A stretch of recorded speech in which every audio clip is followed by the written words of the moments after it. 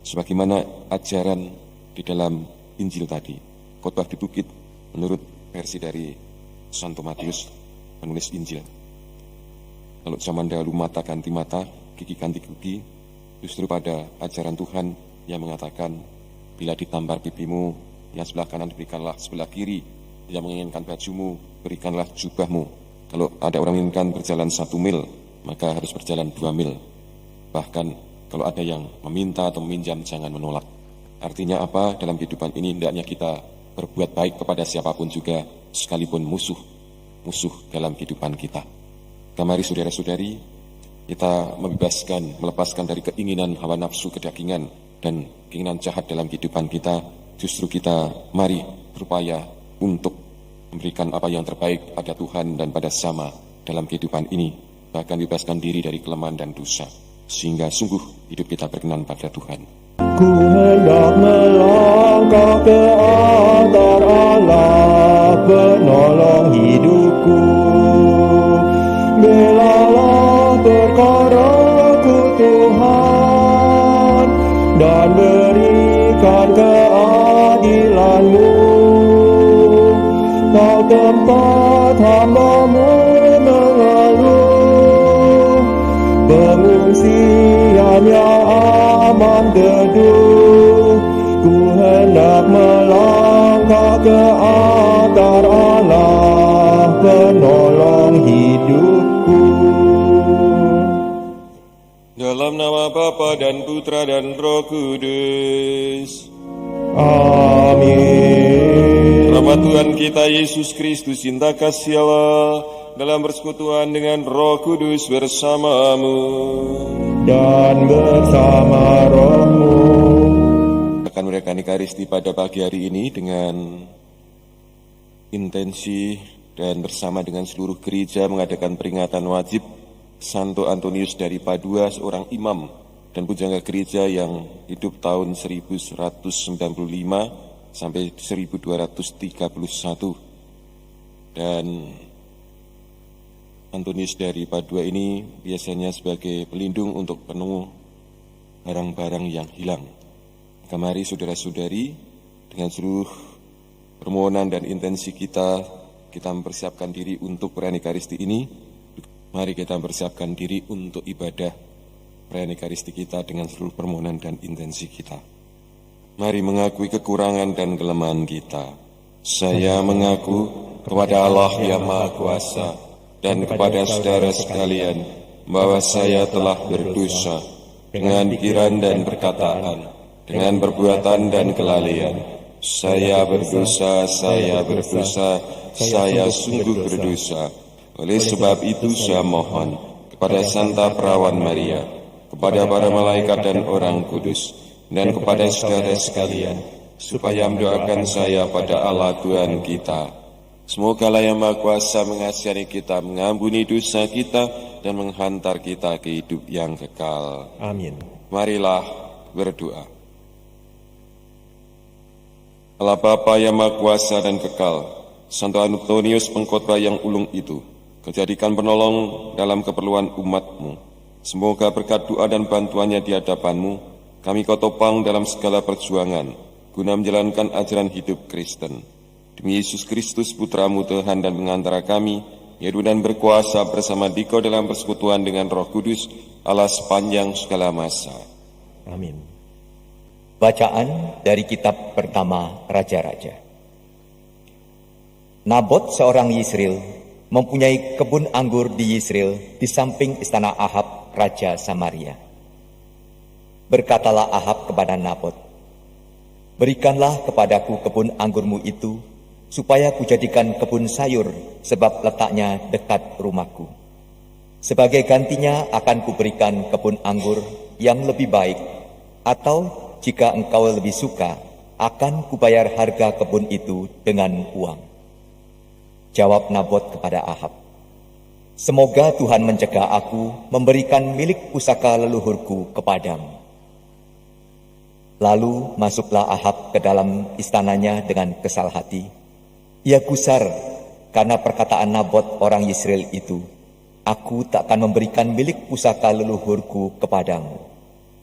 Maka berbaringlah raja di tempat tidurnya dan menelungkupkan mukanya, ia tidak mau makan. Lalu datanglah Isabel istrinya dan berkata kepadanya, "Apa sebabnya hatimu kesal, sehingga engkau tidak makan?"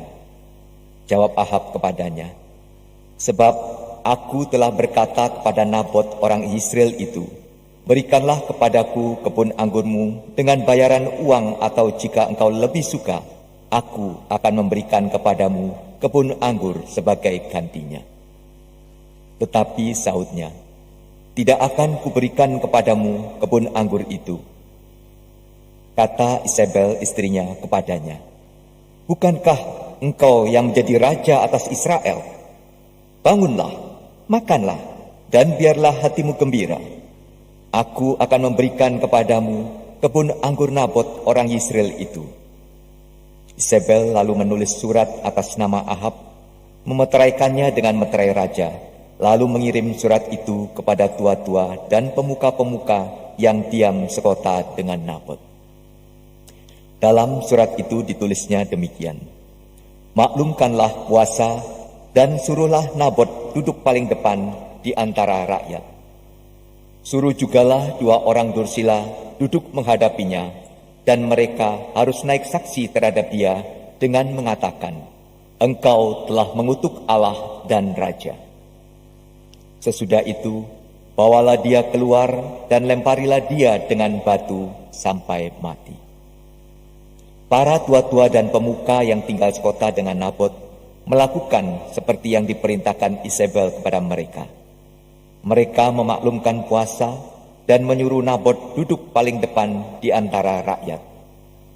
Kemudian datanglah 2 orang, yakni orang-orang dursila itu, lalu duduk menghadapi Nabot. Orang-orang dursila itu naik saksi terhadap Nabot di depan rakyat, katanya, "Nabot telah mengutuk Allah dan Raja." Sesudah itu mereka membawa Nabot keluar kota, lalu melempari dia dengan batu sampai mati. Kemudian mereka menyuruh orang melaporkan kepada Isabel, "Nabot sudah dilempari batu sampai mati." Segera sesudah mendengar bahwa Nabot sudah dilempari batu sampai mati, berkatalah Isabel kepada Ahab, "Bangunlah, ambillah kebun anggur Nabot orang Yisrael itu menjadi milikmu, karena Nabot yang menolak memberikannya kepadamu dengan bayaran uang sudah tidak hidup lagi, ia sudah mati." Ketika Ahab mendengar bahwa Nabot sudah mati, ia segera bangun dan pergi ke kebun anggur Nabot orang Yisrael itu untuk mengambil kebun itu menjadi miliknya. Demikianlah sabda Tuhan. Syukur kepada Allah. Indahkanlah keluh kesahku, ya Tuhan. Indahkanlah keluh kesahku, ya Tuhan. Berilah telinga kepada perkataanku, ya Tuhan. Indahkanlah keluh kesahku. Perhatikanlah teriakku minta tolong, ya Rajaku dan Allahku, sebab kepadamulah aku berdoa. Indahkanlah keluh kesahku, ya Tuhan. Engkau bukanlah Allah yang berkenan akan kefasikan. Orang jahat tak akan menumpang kepadamu. Pembual tidak akan tahan di depan matamu. Engkau benci terhadap semua orang yang melakukan kejahatan. Indahkanlah keluh kesahku, ya Tuhan. Haleluya, haleluya, haleluya. Haleluya, haleluya, haleluya. Sabdamu adalah pelita bagi kakiku dan cahaya bagi jalanku. Haleluya, haleluya, haleluya. Tuhan sertamu Dan sertamu juga. Inilah Injil Yesus Kristus menurut Santo Matius. Dimuliakanlah Tuhan. Dalam khotbah di bukit, Yesus berkata, "Kalian mendengar bahwa dahulu disabdakan, mata ganti mata, gigi ganti gigi. Tetapi aku berkata kepadamu, janganlah kalian melawan orang yang berbuat jahat kepadamu. Sebaliknya, bila orang menampar pipi kananmu, berikanlah pipi kirimu. Bila orang hendak mengadukan engkau karena mengini bajumu, serahkanlah juga jubahmu. Bila engkau dipaksa mengantarkan seseorang berjalan sejauh 1 mil, berjalanlah bersama dia sejauh 2 mil. Berikanlah kepada orang apa yang dimintanya, dan jangan menolak orang yang mau meminjam sesuatu daripadamu. Demikianlah Injil Tuhan. Terpujilah Kristus. Saudara-saudari, dalam kehidupan ini kecenderungan kita adalah ingin memenuhi segala kemauan dan keinginan kita, bahkan merampas hak orang lain, keserakahan, dan lain sebagainya bisa menghantui atau menjadi nafsu kehidupan dari setiap orang. Kisah bagian yang pertama dari kitab Raja-Raja tadi, kisah tentang Raja Ahab dengan Nabot tadi, pada akhirnya kita mengetahui dengan paksa, dengan penumpahan darah kebun anggur Nabot itu menjadi milik Raja Ahab, di mana di sana terjadi kelicikan, kejahatan, dan pembunuhan, dengan alasan bahwa yang dilawan adalah Tuhan dan Raja.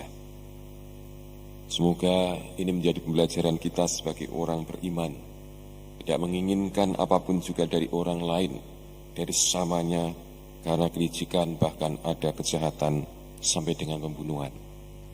Tentu semua tidak akan berkenan pada Tuhan atas kehidupan ini. Namun apa yang baik di mata Tuhan yang hendak kita lakukan atau seharusnya kita lakukan, sebagaimana ajaran di dalam Injil tadi, khotbah di bukit menurut versi dari Santo Matius, penulis Injil.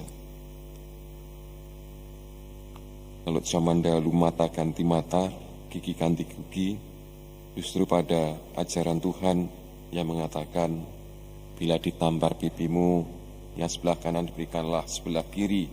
Bila menginginkan bajumu, berikanlah jubahmu. Kalau ada orang menginginkan berjalan 1 mil, maka harus berjalan 2 mil. Bahkan kalau ada yang meminta atau meminjam, jangan menolak.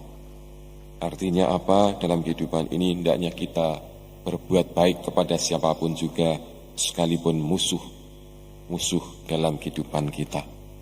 Mari saudara-saudari, kita melepaskan dari keinginan hawa nafsu kedagingan dan keinginan jahat dalam kehidupan kita. Justru kita mari berupaya untuk memberikan apa yang terbaik pada Tuhan dan pada sesama dalam kehidupan ini, bahkan bebaskan diri dari kelemahan dan dosa, sehingga sungguh hidup kita berkenan pada Tuhan. Semoga demikian. Dimuliakan Allah kini dan sepanjang masa. Amin. Marilah mewartakan misteri iman kita. Setiap kali kami makan roti ini dan minum dari piala ini, wafat-Mu Tuhan kami wartakan hingga Engkau datang. Marilah berdoa. Allah Bapa yang luhur dan kuasa, kami telah dikuatkan dengan santapan suci. Semoga berkat doa dan teladan Santo Antonius, kami tetap setia mengabdi Engkau dengan cinta kasih yang tak kenal lelah, sehingga kami berguna bagi sesama. Demi Kristus Tuhan dan pengantara kami. Amin. Tuhan sertamu Dan sertamu juga. Kita semua senantiasa dilindungi, dibimbing dan diberkati oleh Allah yang Maha Kuasa, Bapa dan Putra dan Roh Kudus. Amin. Pada Ekaristi kita sudah selesai, marilah pergi kita semuanya diutus. Syukur kepada Allah.